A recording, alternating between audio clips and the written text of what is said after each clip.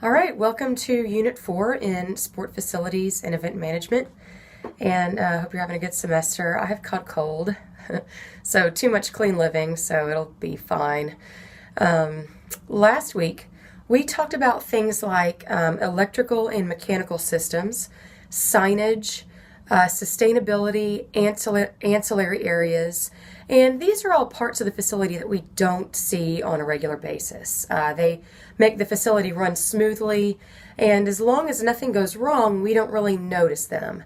But they have a big impact on things like participant experience, user comfort, and user safety, as well as the lifespan of the facility. You don't want your gym floor warping because your humidity was a few degrees off in your facility, and that was an example that we talked about in last week's material. So these types of systems have very technical terms and language that contain specific jargon. So what I wanted to do with the reading notes is expose you to some of this jargon and get you familiar with some of the terms that you can expect to hear when you're talking about the logistics of sport facilities. So terms such as HVAC or foot candles or lead.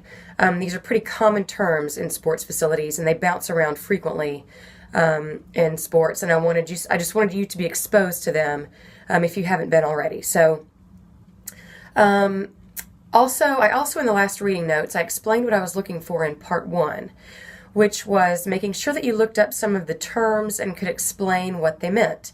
I spent the second half of the reading notes looking at some of the specific jargon with locker rooms.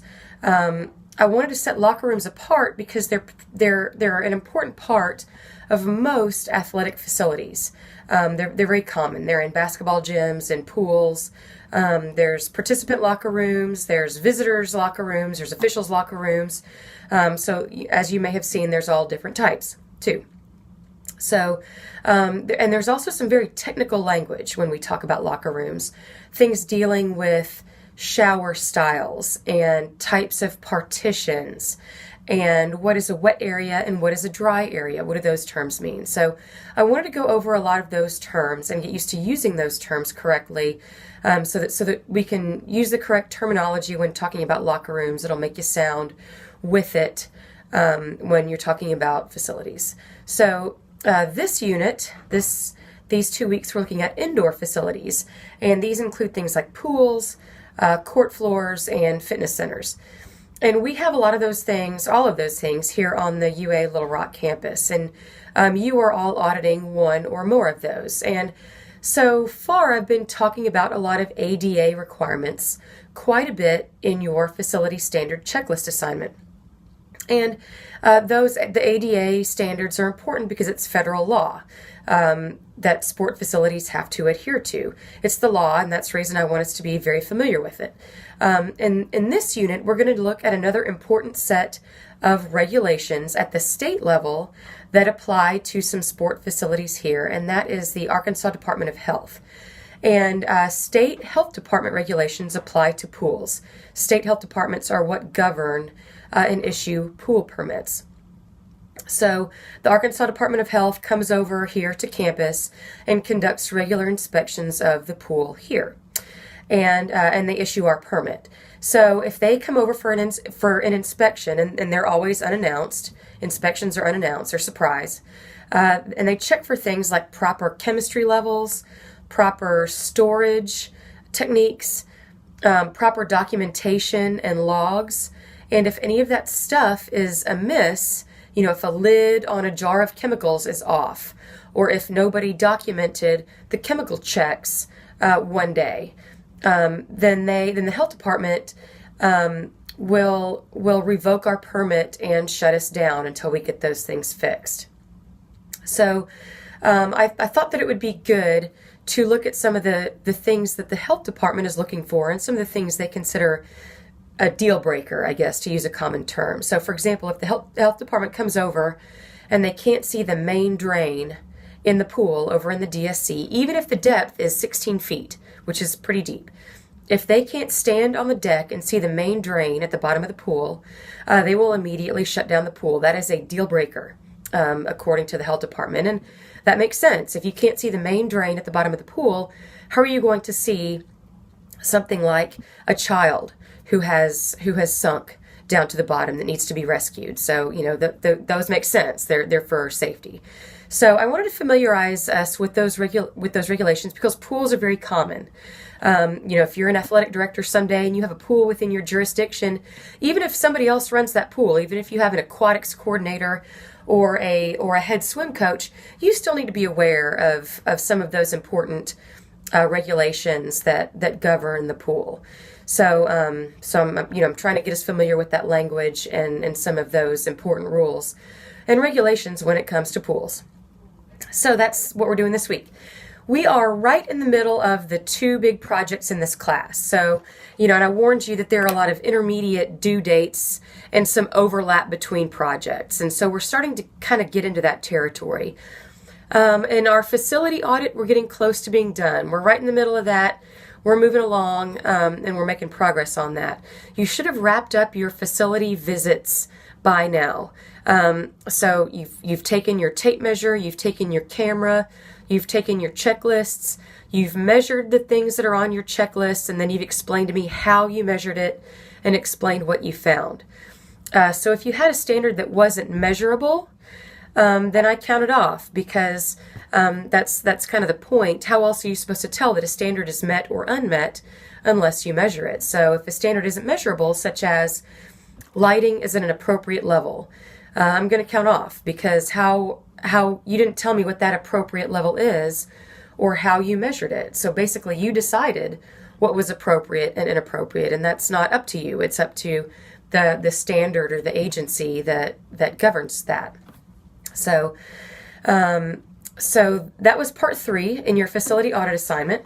And so now you're going to put together part 4, which is a formal executive report of your findings. And you should think of this part as a deliverable to the facility manager of the facility that you audited. So, in most cases, it's either Mr. Morales or Mr. Evans. And then this report tells them how their facility is stacking up against the various standards and guidelines that you researched, and if there are any areas that they need to look at or fix or address. And so that's the level, that kind of tells you the level of professionalism that I'm looking for and how this assignment can be used to kind of a large purpose.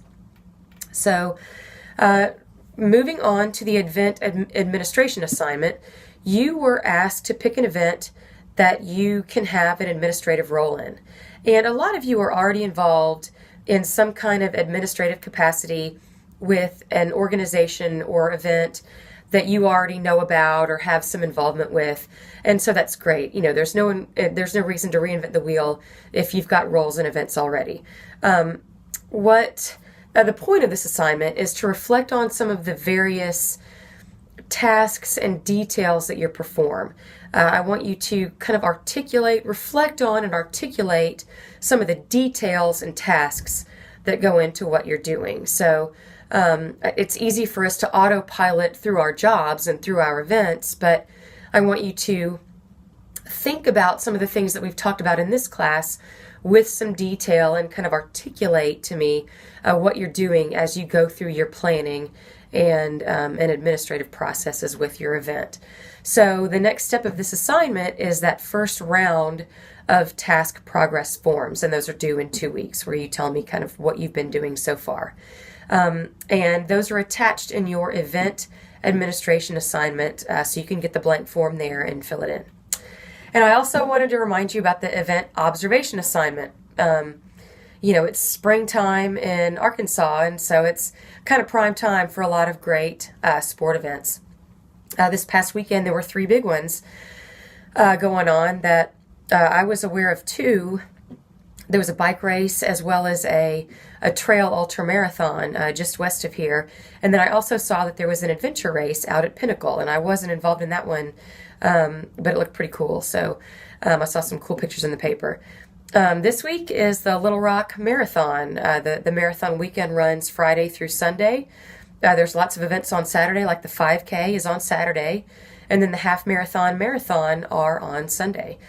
I am sick as a dog, as you can tell, and I am pacing the 3:55 pace group. So it's not exactly slow, and I need to get better quick.